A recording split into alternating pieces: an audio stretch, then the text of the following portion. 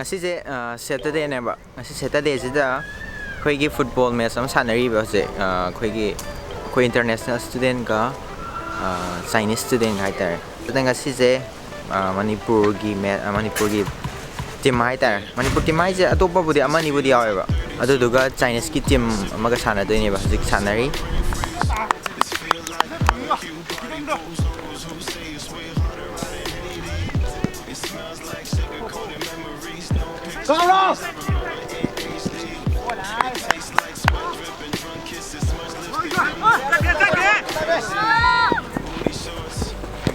Nice.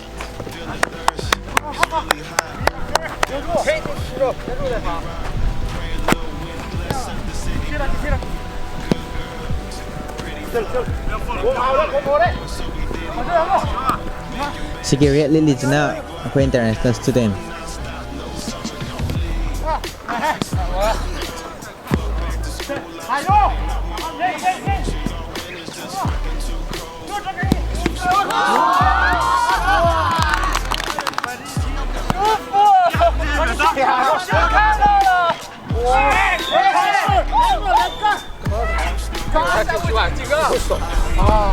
又打发没有？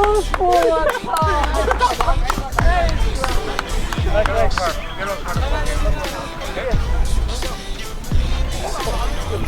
！Come on, bro, score!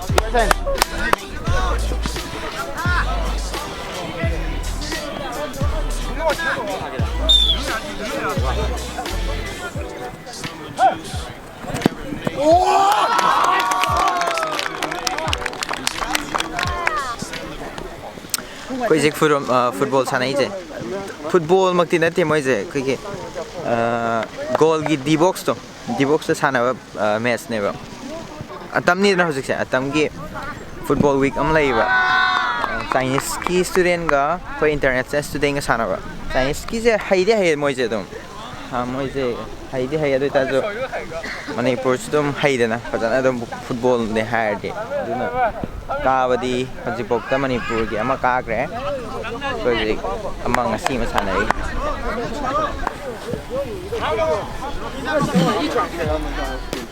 咱俩出来刷他妈10进球，真的是看了一球就打不过。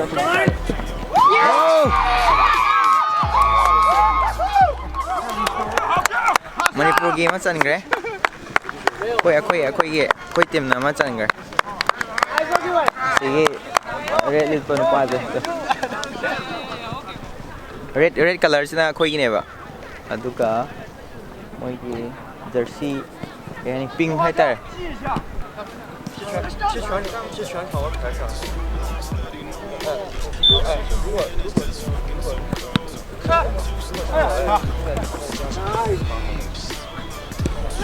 哦，过。下面表演。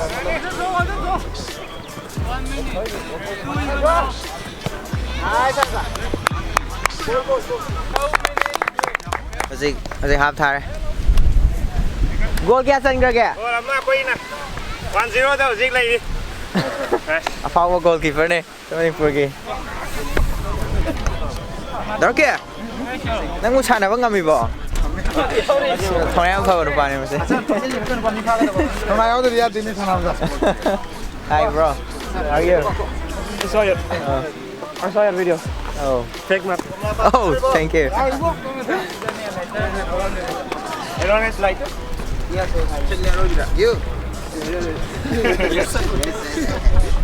Sige, sida lai na koi ki international student gi. Asa na kan lai na Chinese ki ne. Asa lai kan lai Chinese ki yang la kwa. Siguma sana bai kana ba ga di khoi student gi am kana yi. Certificate phange ba sida. Certificate phangu jana khoi gi sahi guding scholarship pi ba. Scholarship pi ba jita siguma certificate ya phangu mi je. Se scholarship phange.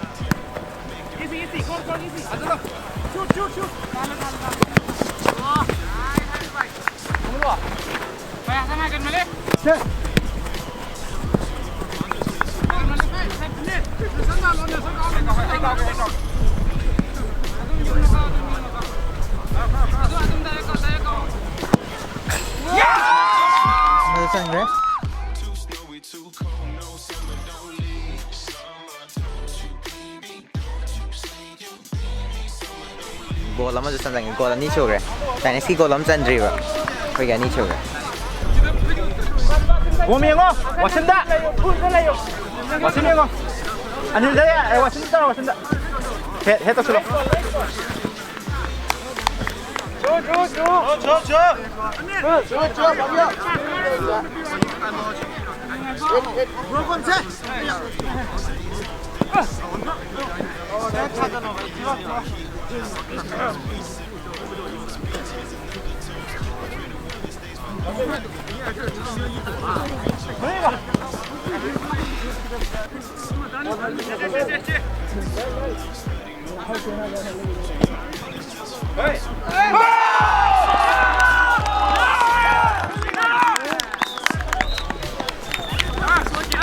Chinese game sangre jadi gitu dah atau kau nak mati heli kau nak ni mau yang apa kata ni bu semua yang apa kata ni orang harau ini mau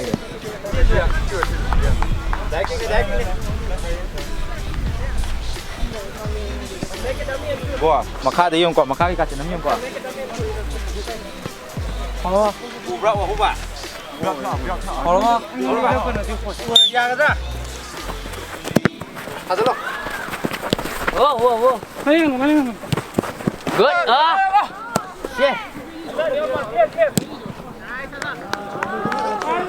Sao đâu hai chúng nó một người ở tập con ta liên để mà nó thằng nhà rồi được gì?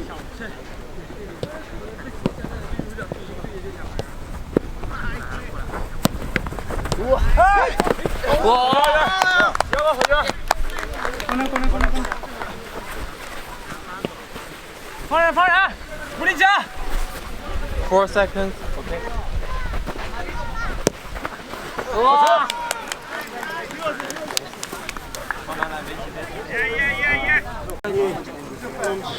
Your number 5.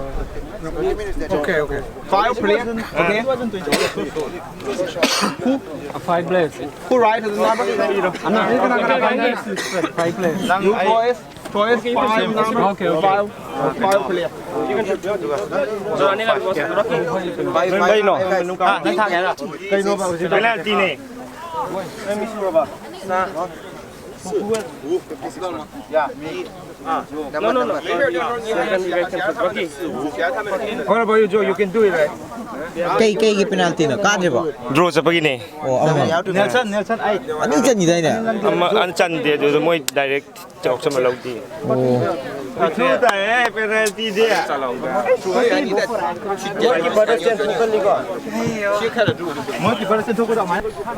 goal là đi chân game này tôi có mà lâu lắm rồi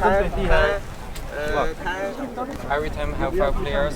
If 5 players can know win or lose. Okay. Just finish. If the point is same, another 20 minutes, right? And the break time.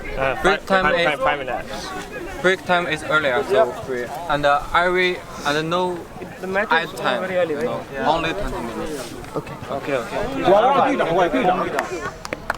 Watsayo!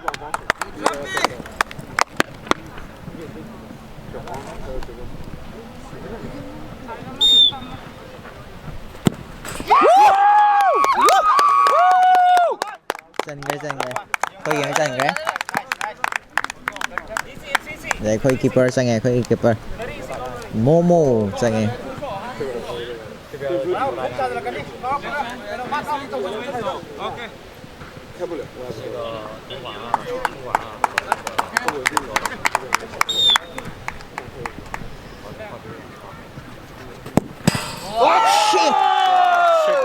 Number 7 sang nghe number 7 ang ghi aja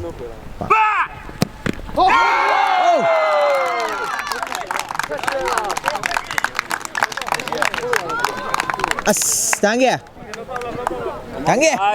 ya ternyata segitu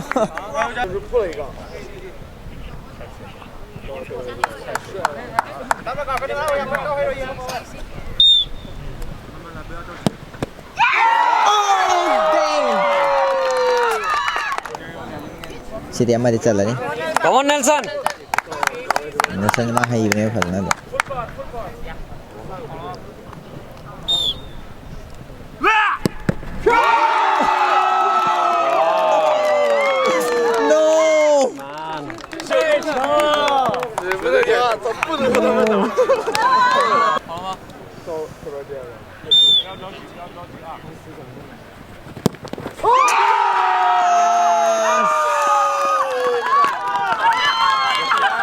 Yadre.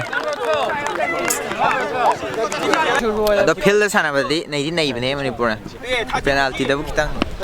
Soy one in keeper. Goal. Goal of this angle. My keeper is here. Roll level my keeper.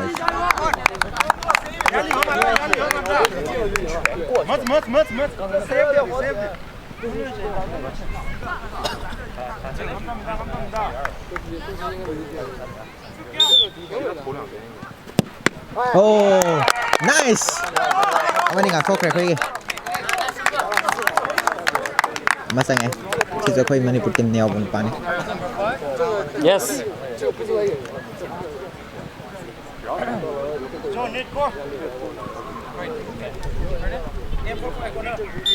What's up?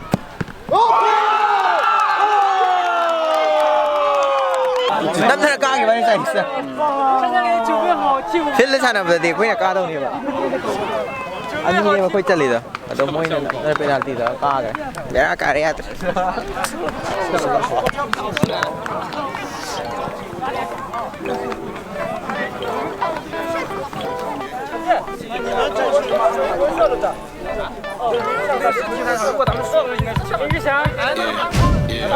This feel like 32. The vocals in my blue slurs to my brain freeze. This feel like the king party pose uncles who say it's real. 남자는 Chinese 나 까게. 거의 아무기 fast half 또 양 queen 사네요. 어떠다가 거기는 goal 아니 잘래. 어떠지 goal 아마 된 라운드래. 어떠다가 half 해 마통다 모이 goal 아마 잘래. 어떠가 ताना तुम लोग शंगी बारे मोई गोल एक चन बोला देखो penalty साना रहा मोई कहाँ गए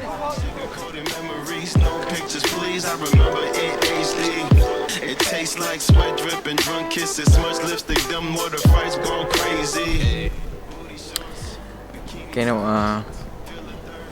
मैं हम नई की इंट्रो तो भी रहा है बताइए इंट्रो तो जरा के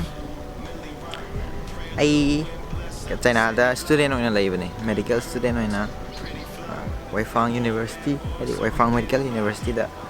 Ani lay mana Wasiu University habanga Wasiu Medical University habanga. Ai na lay na Wasiu Medical University da. Ado ai gi blog to bajina Saturday Sunday akoi gi class se. Atopa matam da di class se ayuk ki morning pung 9 dagi na dang gi pung 3 puk taweba. Ado Aya mark tak pung mari bok kata tahu siapa itu tu ka ini blog stories na ya mana Saturday Sunday da blog senam maga topa matam na thakap ado mayam na akak na matam matam mo haibi bedo ado kaya ini class yam na tight oi tadi edit tahu ngam deba edit tahu ngam da mina blog senam muta tu thakap bedo farak taba adagi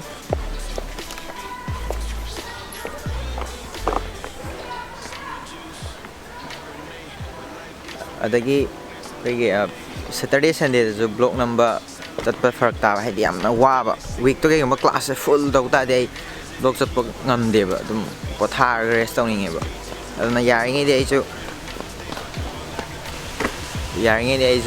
rest तो वही मतलब जाए sacrifice तो जा रहा है I block तो जा रहा है ना आई की मेन ब्लॉक तो इसी चुम आई ना कोई ना चना तो ऊपर में हम तो सुम उटिंग बाहर तार उटिंग बा means Sum mayam da kanganing ba to sum Chinese film da uba do na amani na Chinese film da uba de just ayam na film gi fake ata ni ba China gi aseng go ubam da phangaroi ba sum blog taraga mayam da sum China da smai ta wi silai my culture na aduni adu gum da khara aina sum tongning ba hai tar adu gi main tokja bane blog te adu ga gi blog to ji de ayam na Saturday Sunday da blog se ayam na me free time khara da ina edit tawraga blog se thagalak bane ba le ma'am na ai gi blog thagalak pa gi matam ma thammo haibado ai thamjaning tar ga chung sai ge ingona matam do phajana akakna ba leita ba tare Saturday da blog na mani ꯑꯗꯨꯒ ꯁꯦꯇꯔꯗꯦꯗ ꯄꯨꯔꯥ edit ꯇꯧꯕ ꯉꯝꯗꯕꯅꯤꯅ ꯁꯟꯗꯦꯗ ꯑꯃꯨꯛ ꯊꯥꯒꯠꯂꯅꯤ ꯑꯗ ꯁꯟꯗꯦꯗꯁꯨ block ꯑꯃ ꯆꯠꯂꯅꯤ ꯁꯟꯗꯦꯅꯦꯅ ꯑꯗꯨ ꯁꯟꯗꯦꯗꯁꯨ ꯀꯩꯅꯣ ꯇꯧꯕ ꯉꯝꯃꯔꯣꯏ ꯑꯗꯨꯅ ꯑꯀꯛꯅꯕ ꯃꯇꯝ ꯑꯩꯉꯣꯟꯗ ꯍꯥꯏꯕ ꯉꯝꯗꯦꯕ ꯑꯗ ꯑꯩ ꯈꯔ ꯂꯩꯔꯒꯕꯨꯗꯤ ꯑꯀꯛꯅꯕ ꯃꯇꯝ ꯑꯃ ꯊꯝꯖꯔꯛꯀꯦ ꯍꯧꯖꯤꯛꯀꯤꯗꯤ ꯑꯩ ꯑꯀꯛꯅꯕ ꯃꯇꯝꯁꯦ ꯍꯥꯏꯕ ꯉꯝꯗꯦ ꯑꯗꯨꯝ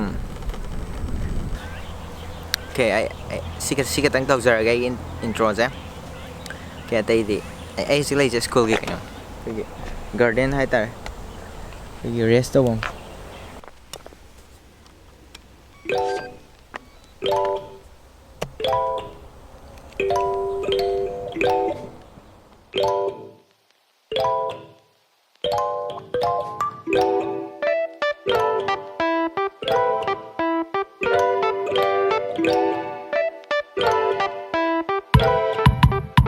Yeah, yeah. This feel like 32 with the boot crush, sipping red and blue slush till my brain freeze. This feel like barbecue party pools, uncles who say it's way harder out in Haiti. It smells like sugar-coated memories, no pictures please, I remember in HD. It tastes like sweat dripping, drunk kisses, much lipstick, dumb water fights, go crazy. Booty shorts, bikini tops, feel the thirst, it's really hot. Fan myself, Millie Rock, pray a little wind bless up the city block. Good girls, pretty flock, they want bad boys so we diddy bop. Making bands, silly guap, having fun non-stop, no summer, no leave. Summer don't go, fuck back to school, I don't study no more. Montreal winners just fucking too